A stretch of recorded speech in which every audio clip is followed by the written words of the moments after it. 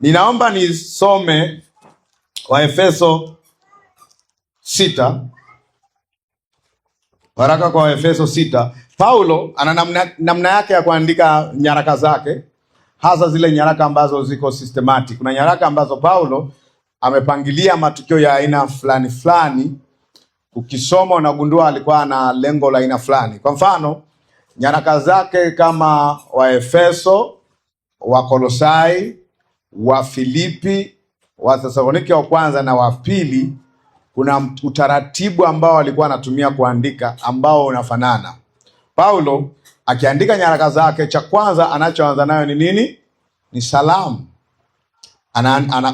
Baada ya salamu ni kwa sababu hizi ni barua. Neno nyaraka kwa lugha rahisi ni barua tu, si ndio Sio neno la mbinguni kwamba ameandika nyaraka, umeongea kibiblia. Hapana. Nyaraka ni Kiswahili cha zamani ambazo ni nini? Barua nyingi. Ikiwa moja ndio nini? Waraka. Ni barua yenye maelekezo ya msingi, specific, yenye maelekezo mahususi.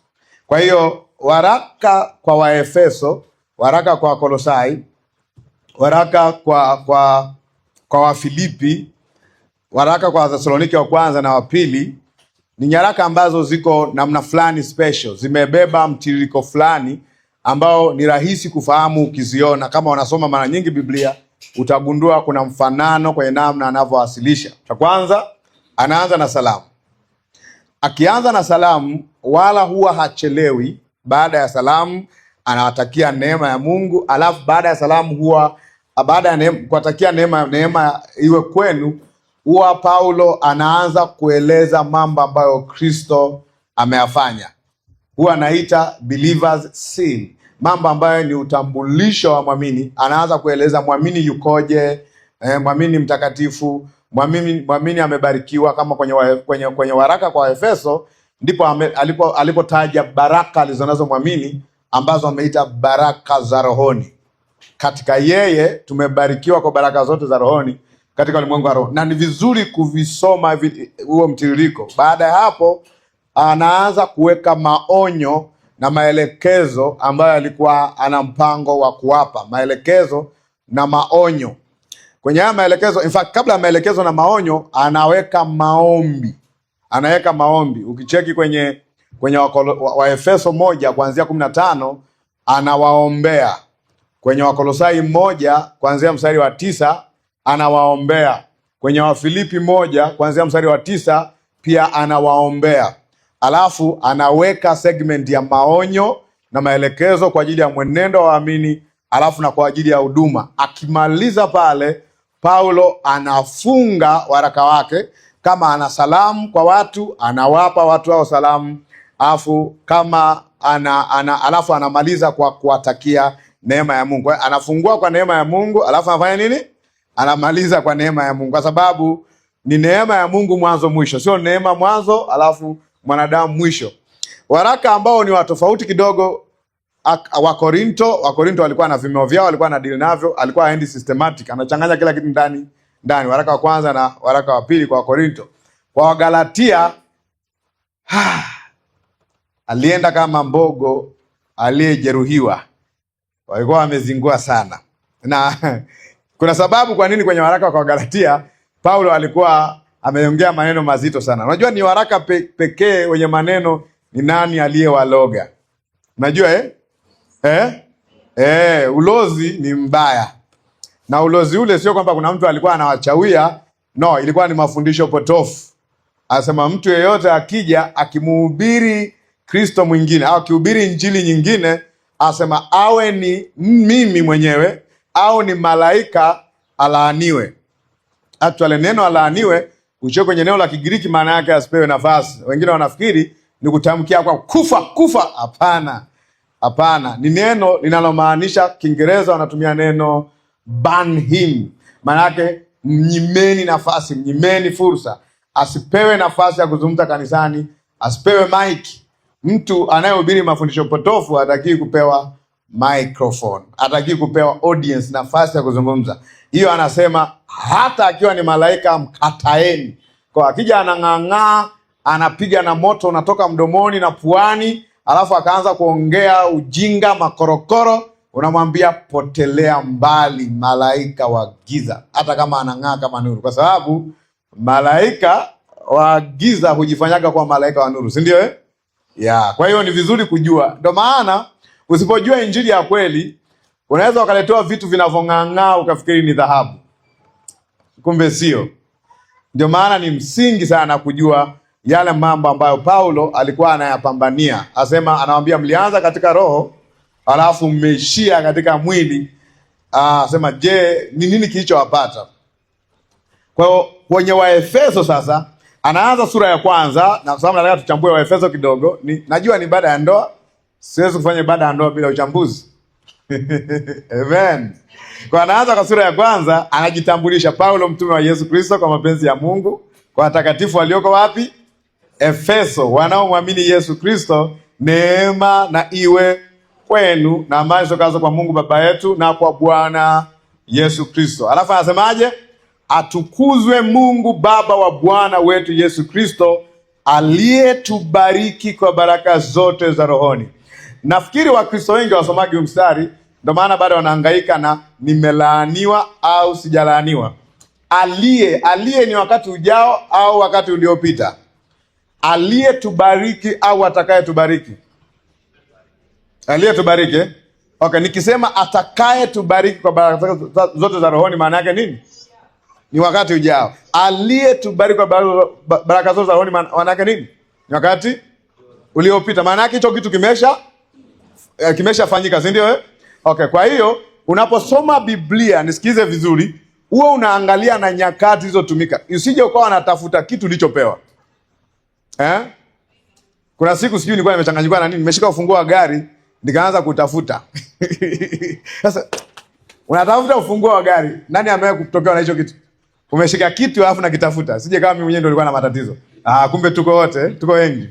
Unatafuta kabisa Unaweza kutafuta mpaka mke wako ijue na unamuona hapo mbele. Mke wako yuko wapi? Wala kuna mtu anatafuta gari na iko mbele yake. Gari yangu nimeweka, atafuta gari mfukoni. Bwana asifiwe. Usije ukawa unatafuta kitu ambacho umeshapewa, ambapo unatakiwa kukubaliana na uhalisia kwamba ninacho. Bwana asifiwe.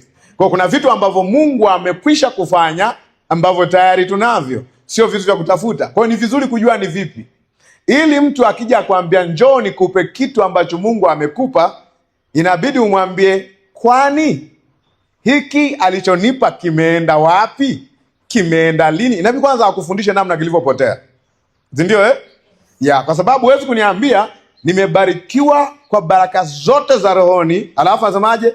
Katika ulimwengu wa roho ndani yake Kristo, alafu kaniambia nimelaaniwa.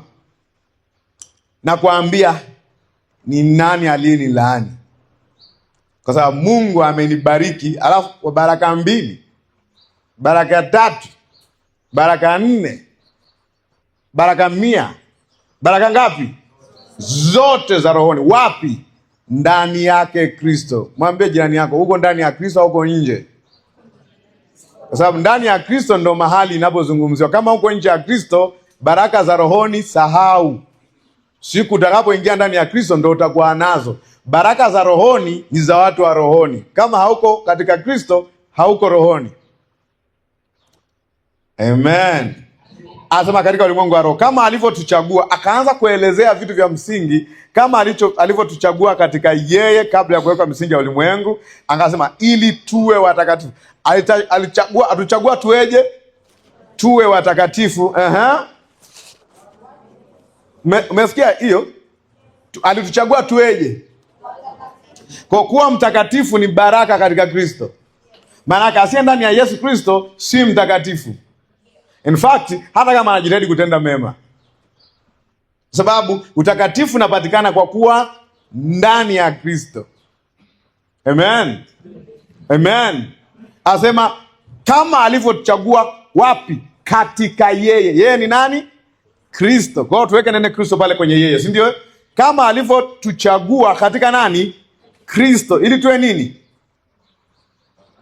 ili tuwe watakatifu, watu wasio na hatia mbele zake katika pendo. Kwa mtakatifu ni mtu aliye ndani ya Yesu Kristo. Na ndio maana ukisoma kwenye nyaraka anaita kanisa zima la mahali watakatifu. Amen. Ukisoma kwa Wakorinto, ukisoma waraka wa kwanza kwa Wakorinto sura ya kwanza pale, waraka wa kwanza wa Wakorinto sura ya kwanza, ukisoma tu mistari michache ya mwanzo, anasema Paulo aliyeitwa kwa mtume wa Yesu Kristo kwa mapenzi ya Mungu na Sostene ndugu yetu, kwa kanisa la Mungu.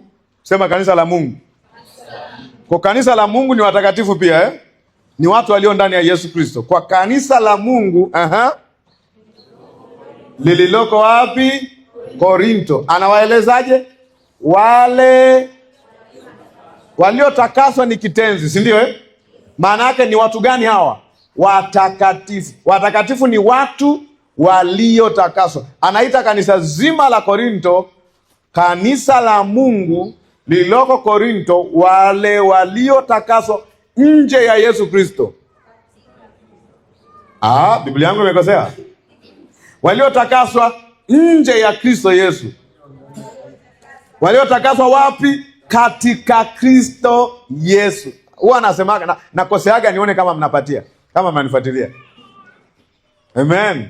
Umegundua hilo ngoja nisome tena. Watakatifu, wale waliotakaswa wapi? Katika Kristo Yesu. Kwa watu wanatakasiwa uwanja gani? Ni katika Kristo Yesu au ndani ya Kristo. Kwa ukisema niko ndani ya Yesu Kristo, unasema mimi ni nani? Mtakatifu, au kiweka kitenzi aliyetakaswa. Niulize, ninyi mmetakaswa? Ninyi ni watakatifu? Una uhakika? Kwa nini wewe ni mtakatifu? Haukoseagi makosa yoyote, ndio maana wewe ni mtakatifu. Yaani wewe hata kumsunya mtu hujawahi. Yaani wewe hata ulimi wako hujawahi kuteleza. Yaani uko safi kabisa, si ndio maana yake? Wasemaje? Ni katika Kristo. In fact, ngoja niwaambie. Mimi mwanzoni wakati naanza kufundisha Biblia nilikuwa sipendi kitabu cha Wakorinto wa kwanza. Umeshajua kwa nini sikuwa sipendi? So Paulo anawaita majina mazuri sana. Alafu mimi nilikuwa naona hawafai kuitwa hivyo. Hivi mimi kusoma Wakorinto wa kwanza 5. Sitaki usome. Mimi kusoma Wakorinto wa kwanza 5. Nataka tukukumbushe kama umesoma. Unajua kuna mtu alikuwa na tabia mbaya sana. Ama Paulo alikuwa anasema hata kwenye mataifa hajawahi kuona kitu kama hicho. Ndio maana nikasema nikana mind Paulo kimoyo tu. Hivi unawahitaje watakatifu waliotakaswa katika Kristo Yesu? So, how comes mtu kama huyo? Alafu hakuna kanisa ambalo liliandikiwa makosa mengi na Paulo kama Wakorinto. In fact, hata kwenye ibada walikuwa wanavuruga ibada tu.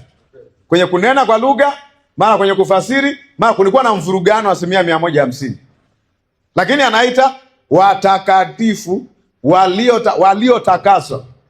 Lakini sio waliotakaswa katika matendo yao. Waliotakaswa katika Kristo nani? Yesu. Okay. Kwa hiyo unaposema mimi ni mtakatifu, unamaanisha niko ndani ya Yesu Kristo. Nje ya Yesu Kristo hakuna aliye mtakatifu.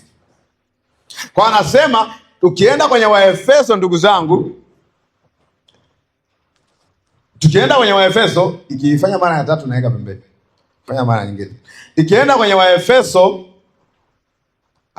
Waefeso 1 pale uliposoma, alitangulia kutuchagua, si ndio kabla ya kufanywa misingi ya ulimwengu, akasemaje?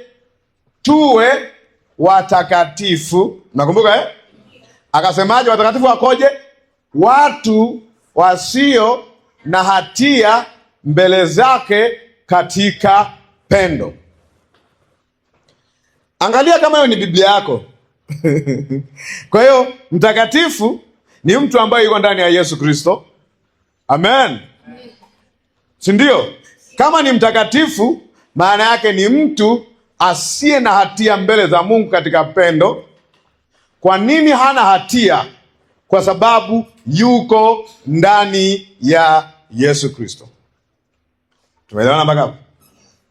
Kwa hiyo watakatifu ni watu wasio na hatia ambao hiyo haki ya kutokuwa na hatia wamepokea kwa sababu walimwamini Yesu Kristo.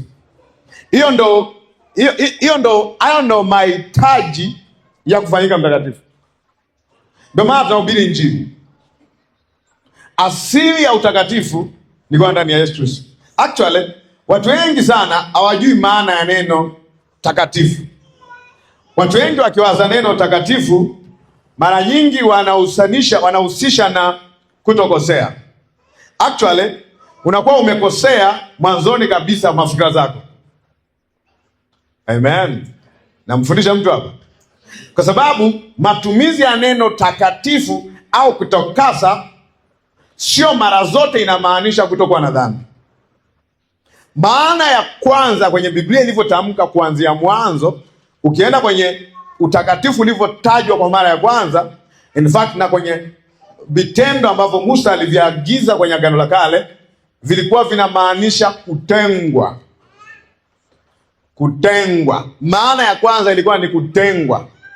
Kutengwa kimaalum kwa ajili ya matumizi maalum. Na mara zote matumizi hayo ni kwa ajili ya Mungu.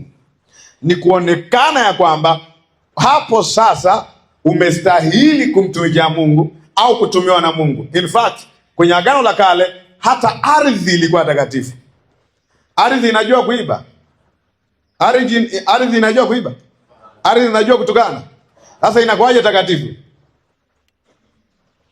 Kwa utakatifu ni zaidi ya kutokuwa na makosa. Ni sehemu yake, lakini ni zaidi ya kutokuwa na makosa. Unajua mavazi ya Haruni yalikuwa yanaitwa mavazi matakatifu. Unajua vikombe vya hekalu vilikuwa vinaitwa vyombo vitakatifu. Kwa nini vinaitwa vitakatifu? Maana vimetengwa kwa ajili ya matumizi ya madhabahuni. Leo tungesema tumetengwa makusudi na kwamba Mungu ametustahilisha katika Kristo ili tumtumikie yeye. Hiyo ndo essence, hiyo ndo maana hasa ya Mungu kufanya mtakatifu. Ndo maana huwa namwogopa Mkristo anayesema yeye ni mtakatifu lakini hahubiri Injili. Na ni vizuri ukajitambua mapema ya kwamba umeungwa pamoja na Kristo. Umepewa Roho wa Mungu ndani yake. Utembee katika ufunuo wa hilo. Ndani yake yeye. Ni ndani ya Yesu. Kwa mahali pa utambulisho pa mwamini ni kujua ya kwamba yuko ndani ya Yesu. Sema niko ndani ya Yesu. Na Yesu yuko ndani yangu. Maana aliyeungwa na Bwana ni roho moja naye. Amen. Wakati fulani tunapofunga ndoa huwa tunawaambia watu hadi kifo kiwatenganisha. Lakini muunganiko wa mwamini na Kristo hata kifo hakiwezi kutenganisha. Kwa hiyo yenyewe pia ni ndoa. Si unajua Yesu ni bwana harusi na sisi ni mabibi harusi. Hawa mjui? Na wanaume mpo huko ndani. Kwa sababu hiyo ni lugha ya picha ya nini? Ya mahusiano. Amen. Kristo na nani? Na kanisa. Lakini katika uhusiano huu ni wa milele. Ndio maana Yesu anajua hakika mtu hata asipokuwa katika mwili huu hajatengwa na Yesu. Ndio maana Paulo anasemaje? Kuishi kwangu ni Kristo na kufa ni faida. Wezi kama kufa ni kupotea, asingesema ni faida. Angesema ni kifa ni hasara. Lakini mwamini hapati hasara hata akifa. Kwa sababu roho yake na roho ya Kristo imeungwa, imekuwa roho moja. Na mauti haiwezi kuishinda roho ya Kristo. Kwa nini? Kwa sababu alishai kuishinda mauti. Mnakumbuka? Lini? Alipopata mateso, akafa, siku ya tatu akafufuka, kwamba mauti sio kitu cha kunisumbua. Ndio anasema kuu wapi ewe mauti kushinda kwako? Kwa sababu mauti imeshindwa na nini? Na uzima. Wangapi wanaelewa mpaka hapo? Kwa hiyo ndio maana alipoenda kwenye kaburi la Lazaro alimwambia Mariamu pale alipokuwa Mariamu Martha alipokuwa anauliza ya kwamba Ungekuwepo bwana, ungemwokoa, ungemsaidia ndugu yangu. Akasema hamna shida, amelala, nitamwamsha. Akasema basi tutamwamsha siku ile. Yesu akasema siku ile tu? Hapa nilipo mimi ndio huo ufufuo na uzima, sio siku ile. Siku ile umeshaenda mbali sana. Sasa hivi mimi ndio huo ufufuo na uzima. Yaani mimi ndio sababu ya nini? Ya ufufuo wa baadaye. Mimi ndio sababu sasa hivi unayeniona. Akasema sawa bwana, ukitaka lolote utalifanya. Akamwambia yeye aniaminie mimi, hata ajapokufa atakuwa anaishi. Ndio maana kuna ndoa ambayo kifo hakiwezi kutenganisha.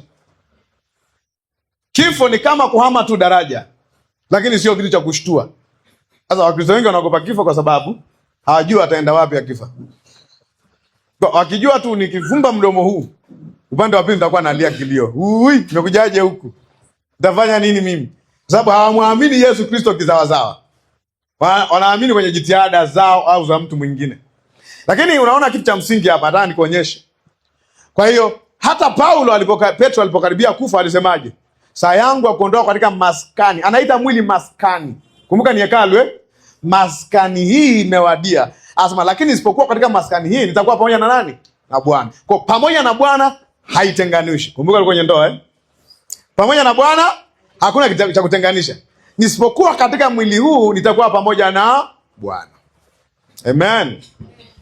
Ndio uzuri wa kumwamini Yesu Kristo. Uzuri wa kumwamini Yesu Kristo ni kwamba unakuwa na uhakika wa uzima sasa na hata baadaye. Hakuna mwamini anayepambania kwenda ahera au kwenda mbinguni. Ni raia wa mbinguni tayari, sababu ni Yesu Kristo. Kumwamini Yesu Kristo ni kufanya jambo bora sana kwenye maisha yako. It's the best choice ever. Namshukuru Mungu nimwamini Yesu Kristo. Amen. Sina mashaka sasa hivi, sitakuwa nayo baadaye. Kwa sababu hii ndoa ni ile ya nini? Ndio maana aliyemwamini yeye amepewa uzima wa siku mbili. Uzima wa muda gani? Milele maana yake nini? Milele ni milele? Au ni milele baada ya kesho? Au ni milele isipokuwa kesho? Milele maana yake pasipo kuzuiwa na muda. Maana hata muda ukisizi, yani kama dunia ikachanganyika juu tarehe, sisi bado tuna uzima. Amen. Hilo ni jambo bora tulilopokea. Hilo ni jambo ambalo naweza kutembea kifua mbele nikasema mimi na kitu bora sana. Napohubiri Injili na hubiri kwa ujasiri nikijua namwambia ambaye hajaamini Yesu Kristo na matatizo, nakuja kutoka kwenye matatizo. Nakuja kupa kitu ambacho unakuwa na uhakika sasa na baadaye. Amen. Kwa sababu Yesu alisemaje? Yeye aniaminie mimi na yeye anisikie mimi na yeye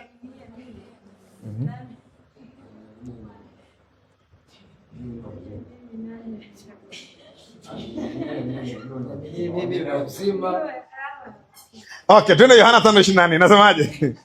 Maana kila mtu anipa fashani ya Biblia yake. Zote niko sawa. Amwaminie yeye anakuwa na uzima sawa. Anasemaje?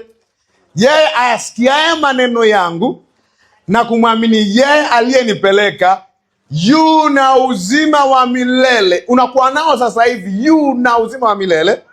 Alafu asemaje? Amepita kutoka mautini ameingia uzimani. Yohana 5:24. Amepita kutoka mautini ameingia uzimani. Hebu fikiria hiyo. Tumepita kutoka mautini tumeingia uzimani. Maana yake uzima Yesu anakupa sasa hivi ambao ni garantii ya utakuwa wapi baadaye. Hiyo ndio bora. Ndio maana kwenye ndoa hii ya Yesu na kanisa huwezi kusema hadi kifo kiwatenganisha. Unasema kifo kitu gani? Kati ya jambo ambalo mimi si wazi, nitakufaje? Hiyo nishamaliza nayo. Kwa nini nimemaliza nao? Nimefanya kielele kimoja. Nimemwamini Yesu. Hilo ndio kosa langu. Kosa langu kwa nini sina mashaka? Mmoja anasema, hivi siku ile Yesu akija utakuwa wapi? Jibu ni rahisi tu. Nitakuwa ndani yake. Kuna mtu anasema, mimi sijui siku ile itakuwaje. Utakuwa wapi ndugu? Nitakuwa ndani yake. Kwa sababu aliyeungwa na Bwana ni roho moja naye. Kwa angalia anaposema hapa. Hiyo kwenye 6:16, 17 tumesoma, na 16 amerudia. 16 pia amerudia. Tumesoma hiyo 16. Anasema amjui ya kwamba yeye aliyeungwa na kahaba ni mwili mmoja naye. Maana asema watu wawili watakuwa mwili mmoja. 17 asemaje? Yeye aliyeungwa na Bwana ni roho moja naye. 19 asemaje? Au hamjui ya kwamba mwili wenu ni hekalu la Mungu, Roho Mtakatifu anakaa ndani yenu? Amerudia kwenye Wakorintho wa pili. Wakorintho wa pili amerudia.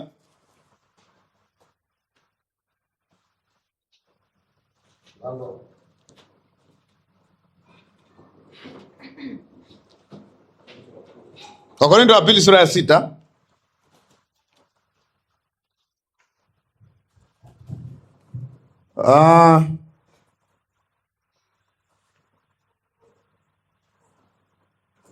Wakati anafundisha, na ngoja nisome hii. Vijana nisikilizeni vizuri. Wakati anafundisha kwamba mwamini hapaswi kuolewa na asiyeamini au kuoa asiyeamini, unajua amesema maneno mazito sana. Unajua kwa nini wewe hupaswi kuolewa na asiyeamini? Mabinti, unajua kwa nini mtu asiye na Yesu hapaswi kukuoa? Hello. Okay. Vijana wa kiume, mpo au mmeshaondoka? Mmeshatawanyika? Unajua kwa nini wewe hupaswi kuoa binti ambaye hajamwamini Yesu Kristo? Nampenda sana, ukimwona nachanganyikiwa. Wewe changanyikiwa, mawelikiwa, sawa, lakini kuna sababu wewe hutaki kuoa asiyeamini. Mabinti, unajua kwa nini hutaki kuolewa na asiyeamini? Hata kama anakuspoil, yani akimwona tu nachanganyikiwa, usiku silali, utalala. Bali kusomea Biblia kidogo. Anasemaje? Msifungiwe nira pamoja na wasioamini kwa jinsi isivyo sawa sawa. Msifungiwe nira pamoja. Hii ni lugha ya kilimo Kwenye Agano la Kale Musa aliandika usimlimishe kwenye nira moja ng'ombe na nani? Na punda. Paulo anatutafsiria hapa msifungiwe nira pamoja na wasioamini. Kwa sababu hizi ni breed mbili tofauti. Hizi ni mbegu mbili tofauti. Usichanganye madawa. Hii inaitwa usichanganye. Sasa wengine wanasoma kwenye Agano la Kale Paulo anaposema usichanganye mazao ya aina mbili, unaharibu shamba. Shamba zima linaharibika. Sasa hii sio shamba, ni lugha ya picha ya Musa. Leo tunaotesha nini? Maharage na mahindi na tunaenda mbinguni. Kwa nini wachungaji watuambie watu waache kuchanganya maharage na mahindi? Kwa sababu Musa hakuwa anafundisha kutochanganya maharage na mahindi. Amen. Mungu hawezi kutishika maharage kaa karibu na mahindi. Maharage ameumba yeye, mahindi ameumba yeye. Sasa mix cropping. Mimi nimesoma SUA. Kwa hiyo naambia sisi tumewafundisha watu namna ya kusaidia shamba lipate rutuba. Changanya haya mazao ya aina mbili. Inaitwa leguminous plant na non leguminous plant. Ukiotesha mahindi alafu ukiotesha na maharage, safi sana. Lakini unaona kama Musa amekataza kitu kama hicho. Ukisoma maagizo ya Musa kama maagizo yalivyo, utakuwa hata kula uli. Na hapo tayari umeacha kula nguruwe. Utaacha kulima na nini?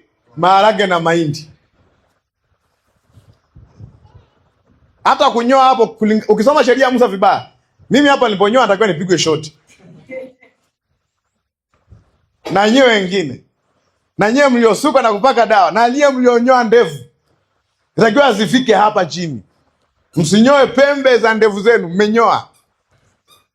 Kwa Musa alikuwa na kitu anachomaanisha. Lazima kitafsiriwe, sema kitafsiriwe. Tumetafsiri hekalu Hekalu ni nini? Mwili. Moja, mwili wa Kristo na nani? Mwili wa mwamini. Sawa? Sasa wewe umebaki na nyumba tu. Ukasahau kwamba wewe ndo nyumba ya Roho. Mmejengwa muwe nani? Maskani ya Roho katika Mungu. Imagine that. Wewe umebaki na majengo. Kwa Musa anatumia lugha ya picha, vitu, watu na matukio kufundisha mambo yanayohusu mwamini na Kristo. Amen. Wangapi anaelewa? Sorry. Ndio maana ukisoma Safina peke yake ukabaki na Safina. Angalau waimbaji wa Kijitonyama Upendo Group walitafsiri kidogo. Johnny, Safina, Safina ni Bwana Yesu. Washatafsiri. Wewe baki na nani? Na kinacho inayoelea. Yesu ashakuja, bado unatafuta Safina. Kuna mtu mmoja yuko Ghana. Hii ni Kiswahili hata sikia. anajenga safina. Yaani anarudi nyuma ya nani? Ya Nuhu. Ya Nuhu akifuka leo atamwona mpumbavu kabisa. Kwa sababu mimi nilijenga safina kama nini? Lugha ya picha ya kile kitakachokuja ambao ni Kristo, kwamba wokovu unapatikana ndani ya Kristo peke yake. Wewe ndo unajenga lugha ya picha wakati una kitu vizuri. Ni sawa na kuikumbatia picha ya mke wako wakati mke wako yupo. Unamwona mtu akili zimo? Sababu hii ni picha, lakini hii ni uhalisia. Imagine uko na mke mzuri kama huyu, uko unabusu pia, nimekumizi sana. Si huyu hapa. Okay, atakuwa kwako naye sasa. Ashaanza kuona wivu. Sasa mbona mtumishi anatoa mfano wa mke wake na leo ni harusi yangu. Kwa kwako. Kwa hiyo, hautakuwa na muda kufanya nini? Wa kuibusu nini? Picha. Huwezi kusema nimemisi mke wangu, picha yuko hapa na yuko hapa. Mke wako akia nani atakuwa na mwevu? Anaweza akasema Mirembe, daktari wa Mirembe anapigiwa simu haraka sana. Anasema, "Samahani dokta. Unaweza akaja nyumbani? Njoo na askari wawili." Wameona mtu anaanza kuibusu nini? Picha. Kwa anayejenga safina kama ya Nuhu sasa hivi, huyo ana shida kwenye ufahamu wake. Ndio maana fundisho potofu ni baya kuliko tabia mbaya. Imagine mtu anaanza kutumia hela kujenga safina ambayo Nuhu alijenga picha ya kitakachokuja. Kilichokuja kimefika, wewe unarudi kwenye kutafuta kilichofika. Sijui kama nimesema vizuri. Umeelewa Kile ambacho kinapaswa kutafutwa kimeshafika, alafu natafuta. Yesu ndio utimilifu wa unabii wa lugha ya picha na mambo yote ambayo manabii pamoja na Musa waliyasema yatakuja kuwa. Tuko sawa Kwenye Luka 24 mstari wa 27 inasemaje?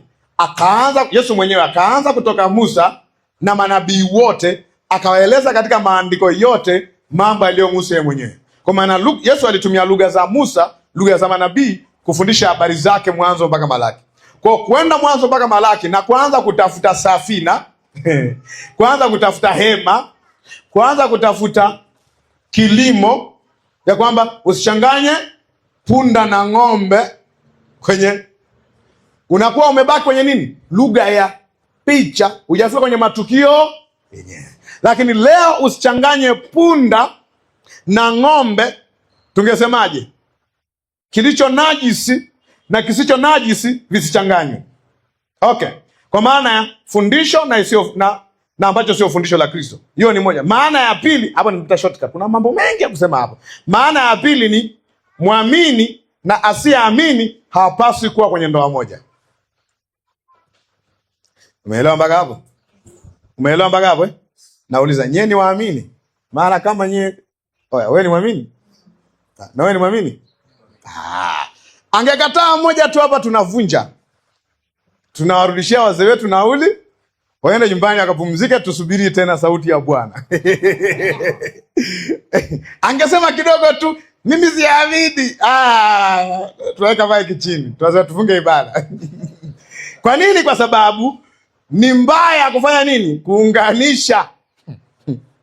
Kuunganisha ni mbaya, kulimisha. Unajua kufungiwa nira ni kwa sababu kuna kazi mnatakiwa kufanya mkiwa wawili. Sasa imagine wote hamwendi kwenye direction moja. Tayari ni shida. Unaliharibu shamba. Waliharibu nini? Paulo anasemaje? Ninyi ni shamba la Mungu, ni jengo la Mungu. Nitakwambia ukweli. Ukiolewa na mtu asiyemwamini Yesu Kristo wakati unamwamini, au kaoa mtu asiyemwamini Yesu Kristo wakati unamwamini, cha kwanza kitakachoathirika ni kazi ya Mungu. Nenda kacheki popote. Waulize watumishi wote. Kigezo cha kwanza cha kutoendelea kwenye huduma nyingi ni pale ambapo watu ambao hawana focus moja kwenye kumtumikia Mungu wakaa pamoja. Ni hatari. Bora upingwe na watu nje kuliko kupingwa na mtu yuko kitandani mwako. Ni hatari kabisa. Namshukuru Mungu ile mke wangu. Haki ya nani angenisumbua pengine ningeacha. Maana kwanza mimi sipendi fujo.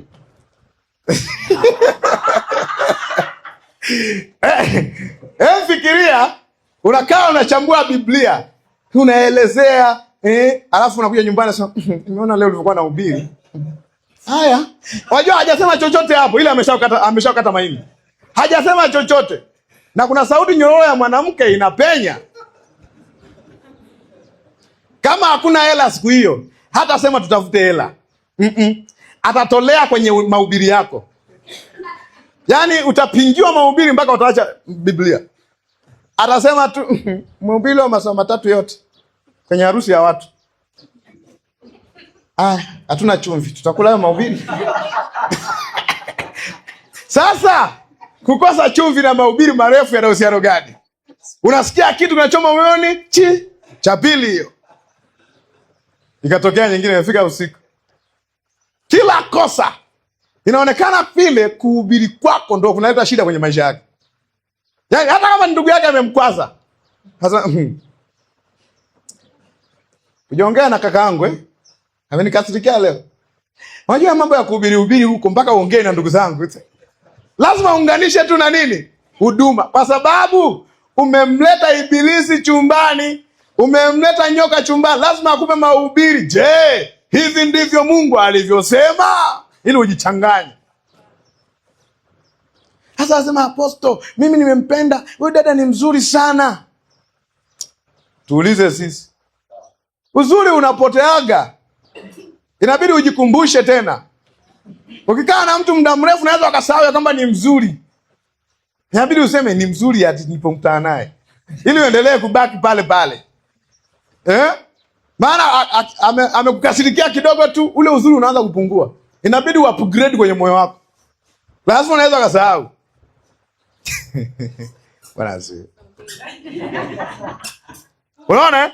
Ulipomuona Tunsu wakati ule, anaongea na hawa.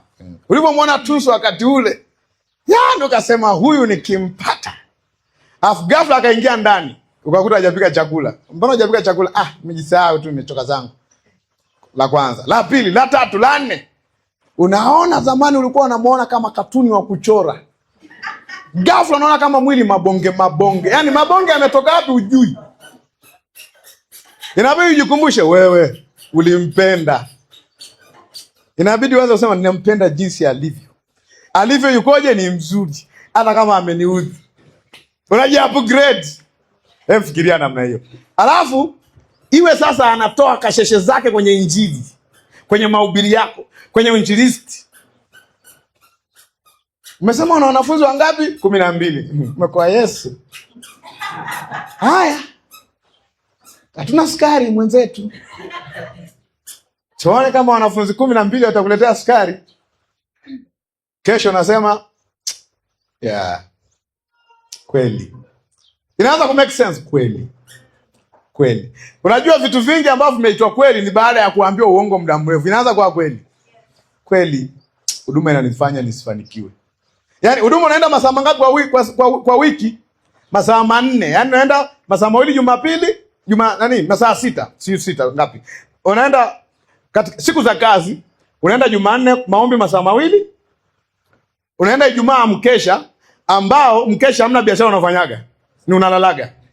Lakini ghafla haya masaa 2 ya mkesha, masaa 2 ya cluster, masaa 2 ya seli na masaa 6 ya mkesha yanafanya ndio yanasababisha wewe usifanikiwe. Wakati ni masaa mangapi hapo? 6, 4, 10, 12. Masaa 12 kwenye masaa mangapi kwa mwezi? Kwa wiki. Mangapi kwa wiki? Ni 24 mara 7. Ni ngapi? Kwenye masaa 168. Haufanikiwi kwa sababu unatumia masaa mangapi kwa ajili ya huduma? 10 na ngapi? Ndio maana wewe ni maskini. 100 na ngapi? 68. Haufanikiwi kwa sababu unakaa kanisani masaa mangapi?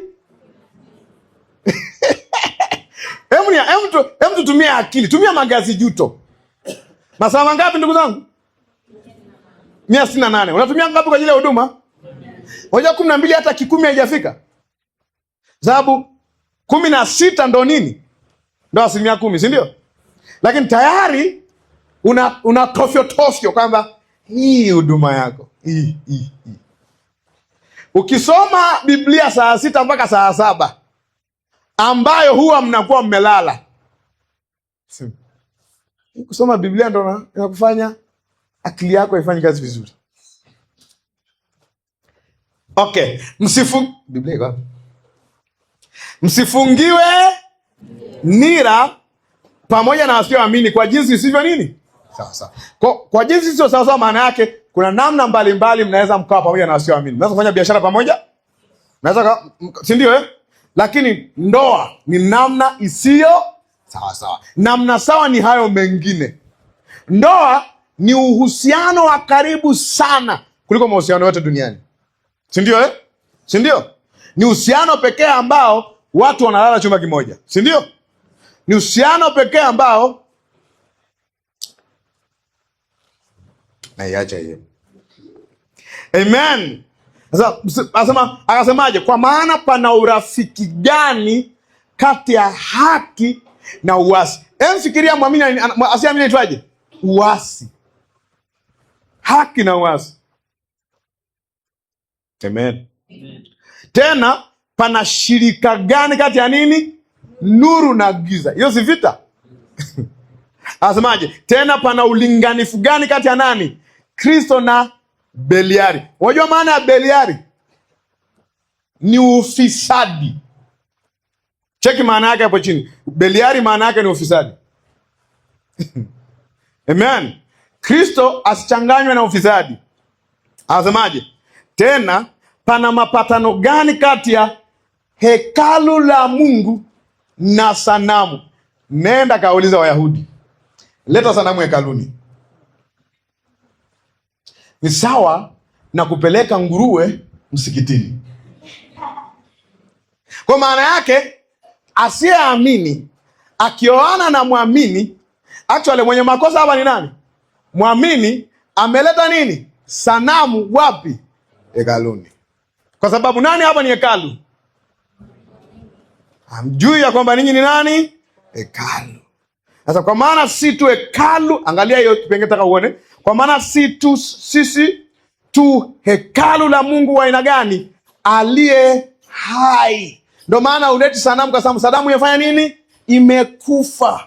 Jamani, tunapohubiri Injili tunaenda kugawa nini? Uhai. Tunaenda kuwapa waliokufa uhai wa Mungu, uzima wa milele.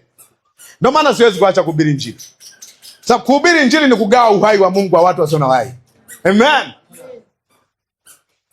Asema uhai wa Mungu.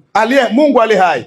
Kama Mungu alivyosema kwamba angalia Mungu atafanyaje? Nitakaa ndani yao na kati yao nitatembea, nami nitakuwa Mungu wao nao watakuwa watu wangu.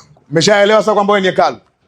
Kwa huku kufanyika hekalu la Mungu ni kitu cha msingi sana. Paulo kwenye Waefeso anatuonyesha ya kwamba mwamini ni mtu bora au mtu takatifu kama hekalu la Mungu. Umeshaelewa sasa? Kwa wewe ni mtakatifu Yeah. Wewe ni mtakatifu. Sema mimi ni mtakatifu. Mimi ni hekalu la Mungu. Mimi ni nyumba ya Roho. Mimi ni makao ya Mungu. Kwa nini nataka nimalizie hapa? Kwa nini Stefano alisema hayo maneno, akasema Mungu akai mahali palipojengwa na mikono ya binadamu?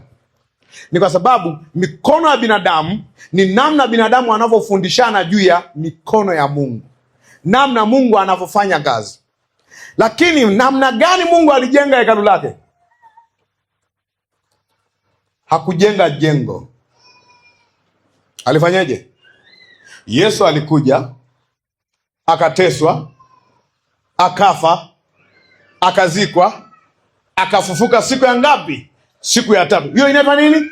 Kazi ya Mungu, si ndio Kwa kazi ya Mungu ndio hiyo. Yesu alipata mateso kwa ajili yetu, akafa, akazikwa, akafuka siku ya tatu, alafu katika ufufuo wake sisi tukaitwa tushiriki haya aliyopitia, tukakombolewa pale. Amen. Kwa Yesu alituzaa sisi kama watoto wa Mungu, alitufanya hekalu la Mungu kwa yeye kutupa roho wake katika ufufuo. Kwa alipofufuka akatutangazia kwamba tumesamehewa dhambi zetu na tumefanyika makao ya Mungu kwa roho wake. Amen. Kwa hiyo ni kazi ya nani? Kazi ya Mungu. Kwa kazi ya kutakasa ni Mungu. huwa najiuliza wakati wanajenga hekalu. So nasema pale patakatifu makuhani ndio walipekee wanaingia. Si ndio? Wakati wanajenga, nani alikuwa anajenga? Mafundi. Kwa mafundi waliwe kuingia. Mafundi waliwe kuingia. Na hawakufa wakati wanajenga. Walipomaliza na wakapiga rangi. Na walipiga rangi mpaka wapi? Kule patakatifu. Na hawajafa. Kwa waliwahi kukaa ndani. Mafundi. Kwa hiyo ilikuwa nini? Sio kitu halisi. Ndio maana Yesu alijichukua yeye mwenyewe kama hekalu ili sisi tujione ndani yake. Asemaje? Libomoeni hekalu hili, nitalijenga kwa siku ngapi? Kwa siku 3. Maana yake Yesu anasema hivi, tunatoka kwenye hekalu lililojengwa kwa mikono, tunaenda kwenye hekalu ambao ni nyumba ya Roho. Si ndio? Siku 3 alifanyaje? Aliteswa, akafa, akazikwa, siku ya 3 akafanya nini? Akafufuka. Hiyo siku ya 3 ndio Yesu amejenga hekalu lilo bora. Hekalu la milele ambao ni waaminio, ambao ni watoto wa Mungu, ambao ni mimi na wewe. Amen. Hilo jambo la msingi sana. Kwa hiyo Paulo kwenye Waefeso, sasa turudi Waefeso, tuende kwenye ndoa. Kwa anaanza kuwatambua ya kwamba sisi ni watoto wa Mungu. Tumefanyika watakatifu katika pendo na vitu kama hivyo. Akaendelea kuelezea mambo ambayo alifanya mpaka mstari wa 13. Sura ya 5 akaanza kuwafundisha mwenendo mwema. Akasema hivyo mfuateni Mungu, 5:1, Waefeso 5:1. Hivyo mfuateni Mungu kama watoto wanaopendwa, mkaenende katika upendo kama Kristo naye alivyowapenda ninyi, akajitoa kwa ajili yake sadaka na dhabihu kwa Mungu kwa kuwa harufu ya manukato. Alafu akaenda kwenye sura ya 5 mstari wa 15, anasemaje? Basi angalieni sana jinsi mnavyoenenda, si kama watu wasio na hekima, bali kama watu wenye hekima. Anaongea na watu gani hapa? Waamini, watu wenye hekima. Sema waamini, watu wenye hekima. Ni watu wenye hekima. Amen. Amen. Angalia mstari wa 25. Nataka tupite hapa kidogo. 5:25 wa Efeso. Nimeenda haraka. Niko sura ya 5 ya kitabu cha Efeso. Nilikuwa nimesoma mstari wa kwanza na wa pili wa Efeso 5:1-2. Alafu tukasoma na 15. Wa Efeso 5:15. Wa Efeso 5:1-2 na wa Efeso 5:15. Kwa mara ya kwanza naona watu ambao wako serious kwenye kuandika neno la Mungu kwenye harusi. Kwenye ibada ya harusi. Wengi hawaandikagi. Wengi wanakumbuka wanja tu vizuri, hawakumbuki Biblia wala notebook. Tumebarikiwa sana kwa kufanya hivyo. Amen. Amen. Tumebarikiwa kufanya. Jambo jema sana kuliheshimu neno la Mungu wakati wote. Hata ukikuta mtu ameanza kurudisha neno la Mungu klabuni, toa Biblia haraka. Si Mungu anataka kuongea na wewe.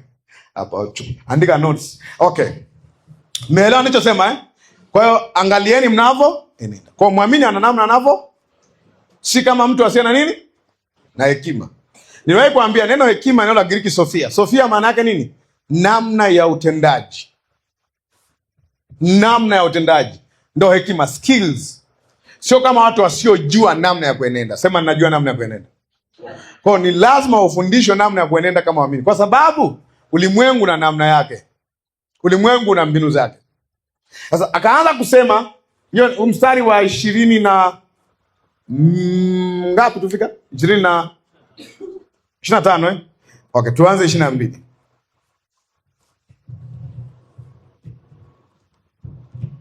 Amen. Inasemaje 22? Enyi wake watiini waume zenu kama kumtii Bwana wetu. Nimesikia siku hizi wanawake wanapambana na mstari, wanatamani usiwepo. Choma Biblia hiyo kama utaki. Imeandikwaje? Enyi wake watiini waume zenu. Sasa unajua shida inasumbua watu wakisikia neno utii ni kama unyonge. Utagundua mahitaji ya utii na upendo ni mahitaji mazito sana kwa pande zote. Angalia, enyi wake watiini waume zenu. Itaonyesha kwa nini Mungu ameweka hivyo tangu mwanzo. Enyi wake watiini waume zenu kama kumtii Bwana wetu. In fact amemweka neno Bwana wetu. Akasemaje? Kwa maana mume ni kichwa cha mkewe, kama Kristo ni kichwa cha nini? Cha kanisa. Anasemaje? Naye ni mwokozi wa mwili. Kwa anatumia uhusiano wa Kristo na kanisa kufundishia ndoa. Kumbuka pateni yetu ya utendaji ni nani? Kristo. Nakumbuka hii ni 5 ngapi tunasoma? 5 ngapi? 22, si ndio? Okay, 5 moja inasemaje? Hivyo kwa hiyo shule hapo ni namna ya kumfuata nani? Kwa hiyo mume kumtii mkewe ni kumfuata nani? Kumbuka mwandishi ana flow na kile alichoanza napo. Niwaambia nini maana ya kumfuata, kama ni neno la Kiingereza natumia be ye imitators of God. Imitator maana yake nini? Kiswahili cha leo tunasemaje? Waigaji. Umeona mtu anaiga mtu anafanya kitu una copy. Kwa tunawakumkopi kwenye haya. Ni nani? Kristo. Kama Kristo alivyofanya. In fact, ukirudi kwenye 4:31 anafundisha upendo msamaha kama Kristo. Kwa kila kitu ni kama Kristo. Waefeso 4:31 anasemaje? Uchungu wote na ghadhabu na hasira na kelele na matukano, anasema yaondoke kwenu. Sasa ngoja nichekeshe. Kuna watu kabisa anaweza akasema, unajua mimi ni mtu mwenye hasira sana. Hasa wanaume. Mwambie mke wako, unajua mimi ni mtu mwenye hasira sana. Na unafikiri umeongea yani kama mwanaume hapa. Hapo umeongea kama mjinga. Kwa sababu Biblia inasema iondoke kwenu. Ukisema hilo neno inabidi ufunge siku 3. Kujiombea ujinga ukutoke. Unasemaje kitu ambacho Kristo amesema iondoke kwenu, unasema ninacho? Unajua unapotamka vitu unajihubiria. Mimi na hasira sana. Mimi najijua mimi na hasira sana. Wewe ni mpumbavu sana. Upumbavu kutoke. Sema ukutoke. Kama una mchungaji akuwekee mikono, akuombee na akufundisha kwamba hasira iondoke kwako. Uchungu wote, sema yani mimi mtu akiniumiza ninakuwa na uchungu. Wanawake sasa, ninakuwa na uchungu unakaa muda mrefu. Unafikiri sifa? Hiyo sio sifa. Hiyo unasema mimi kwenye mambo ya kiroho ni mchanga sana, ni mjinga. Ndicho anachomaanisha. Sio ukiri mzuri, ni ukiri wa nini? Ni ukiri mbovu. Anye mnaonaje?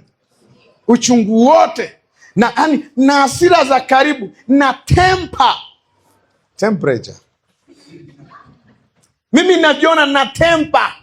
Kwa hiyo unaonaje yani? Tukupigie makofi. Basi makofi tafadhali mtu mwenye temper. Kwamba tukusifie kwamba una hasira za karibu na unatangaza kabisa. Huu ni mwaka wangapi unasema una hasira za karibu? Maana yake haukui kiroho. Kama ulipo kabla hujaoa ulikuwa unasema una hasira za karibu. Unasemaje? Sina hasira. Kwa sababu Kristo yuko ndani yangu. Amen. Uchungu wote na ghadhabu na hasira na kelele na matukano na kila namna ya ubaya unaondoka kwangu. Usijisifia mambo ya kijinga. Usijisifia mambo ya kijinga. Mimi na hasira. Anasema uondoke kwenu. Sababu ya uchungu, hasira, kelele, matukano, ghadhabu ni kitu kimoja. Kuto kusamehe. Amesemaje mfano unaofuata 32? Tena iweni nini? Wafadhili. Wenye nini? Wenye huruma. Mkifanyeje? Mkasameheane. Alafu asemaje? Amesema ni kama Mungu katika Kristo alivyowasamehe. Unaimbaga kabisa. Kuna kijana mmoja alimba wimbo zamani, nimeona juzi ameweka status yake. Anasema hauna hasira na mimi, hauna hasira na mimi. Anamwambia Mungu, okay. Anaimba hip hop. Okay. Sasa unaweza ukaimba Mungu ana hasira na mimi, ila wewe una hasira na watu. Hiyo sio kama Mungu. Hiyo ni kama nani sasa? Kama kuwa na hasira, kuto kusamehe, kuwa na uchungu, si kama Mungu alivyokufanyia, hiyo ni kama nani sasa umemwiga? Kwa sababu basically ukisoma kwenye mahubiri ya Yesu wa mlimani, kuwa na hasira na ndugu yako ni sawa sana na mtu aliyeua. Iko sawa? Unajua hasira maana yake nini? Ningekumaliza, lakini nawaza serikali, si ndio? Maana yake hauna mpaka, hauna mwanya wa kufanya chochote.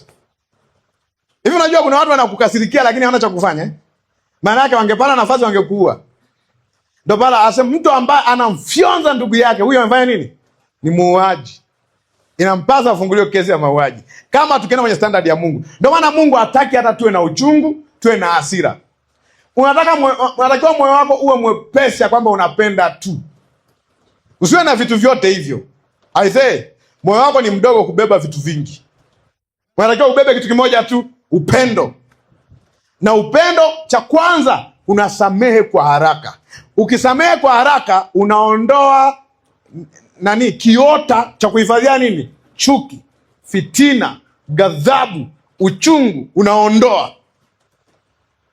Ndio maana Mkristo aliyekuwa utamwona kwa uwezo wake wa kusamehe haraka.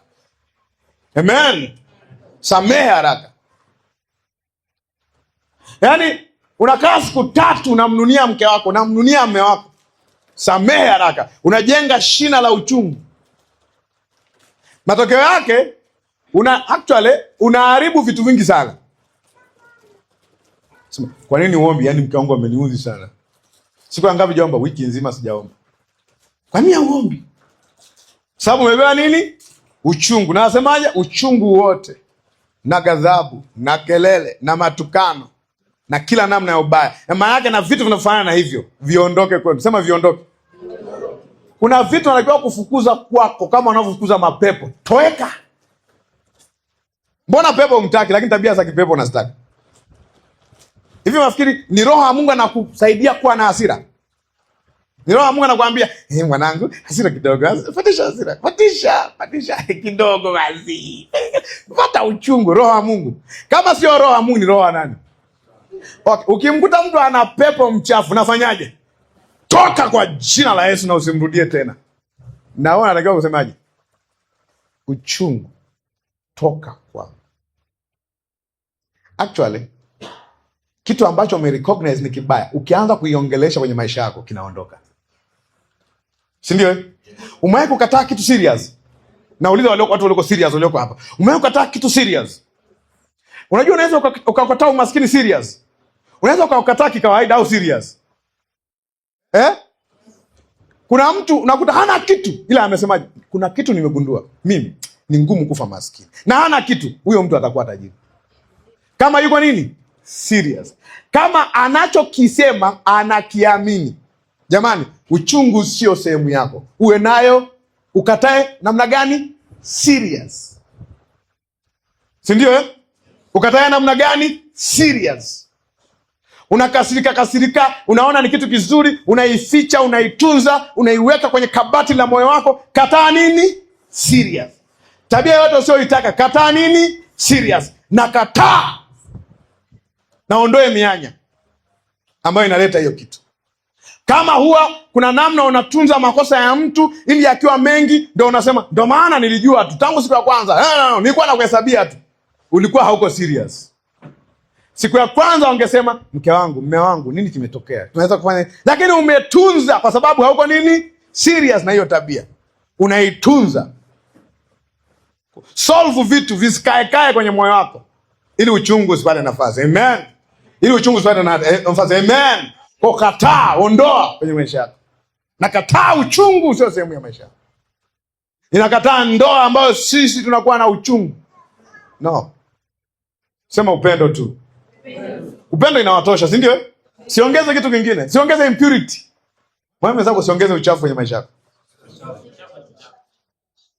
Ibrahim, mwambie Gloria usiongeze uchungu kwenye maisha yako.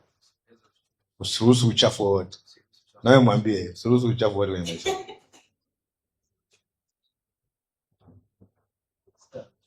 Wanaambiana kwa sauti ya chini.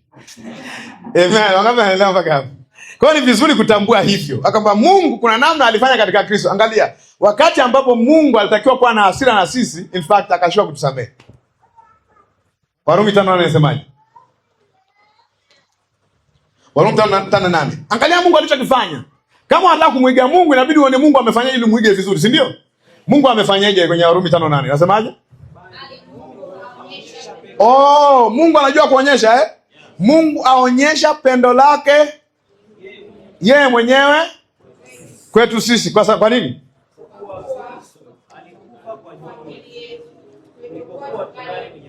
Mlipokuwa mngali wenye dhambi. Kwa sio kwamba mlipatia ndo akawasamehe. Alikufa kwa ajili yetu tulipokuwa tungali wenye dhambi. Hivi unajua watu wengi wanasamehe baada ya mtu kuomba msamaha. Yesu alikufa baada ya wewe kuomba msamaha. Alikufa baada ya wewe kupatia. Ungali mwenye dhambi. In fact, kinachowafanya watu wengi wasisamehe ni kwa sababu wanasubiri mtu aombe msamaha ndo wasamehe. Sikiliza, unatakiwa uwe na msamaha in advance. Yaani kama vile una kopo la msamaha ndani lisiloisha. Wanandoa mpo? Wanatakiwa una kopo la msamaha lisiloisha.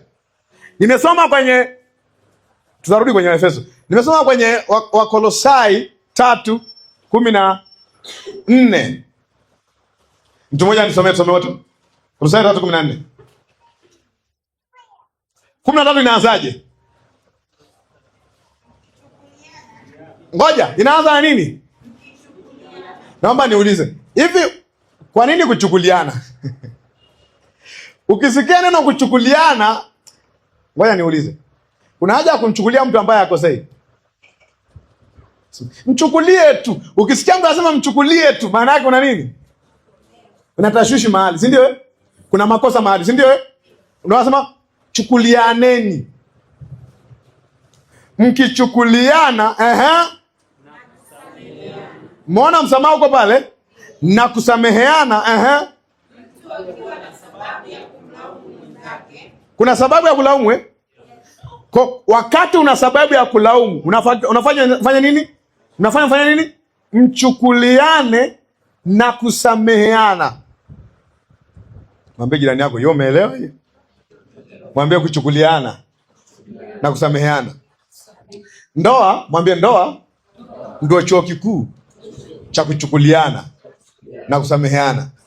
Mwambie umeelewa hiyo? Mwambie ndoa ndio chuo kikuu cha kuchukuliana na kusameheana. Kama huwezi kumchukulia mtu, kama huwezi kumsamehe mtu, usioe wala usiolewe. Kaa kwanza. Ili mchungaji aendelee na nini? Aendelee na malezi ya kukukuza kiroho, ufanye nini? Ukomae kwenye eneo la kuchukuliana. Sasa kuta mtu hata wanafunzi wake tu hachukuliani nao. Hajapokea simu. Wewe kwani hujapokea simu? Mtu mzima wewe. Mimi nakupigia simu upokei, na mimi ndo nakufuatilia tena ukue kiroho. Unikome na usinitafute tena.